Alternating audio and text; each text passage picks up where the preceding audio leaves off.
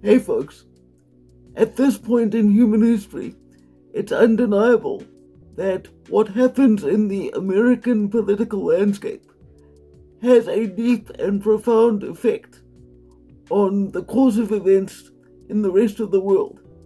And right now, in South Africa in particular, due to this fact, a lot of American attitudes and perspectives are imported into the South African mindset.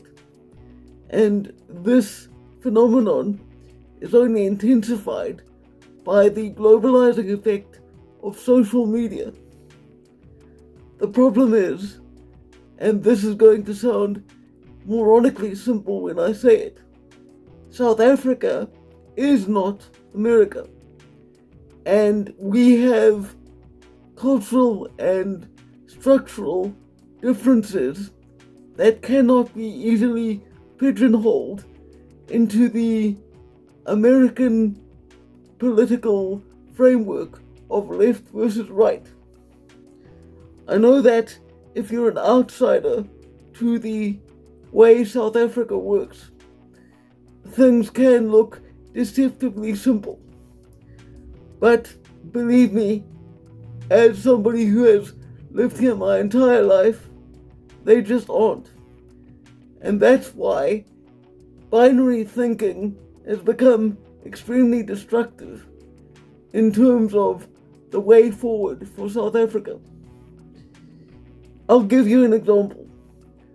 When all the George Floyd stuff happened, and there were all those protests across multiple American cities, the same rhetoric and political policies that BLM were espousing started to be spoken by activists here.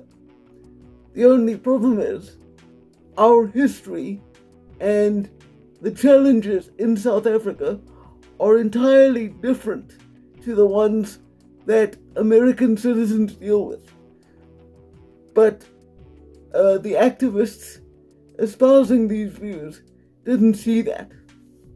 Because I think that when people adopt the American left versus right paradigm in South Africa, they do so because it's mentally easy.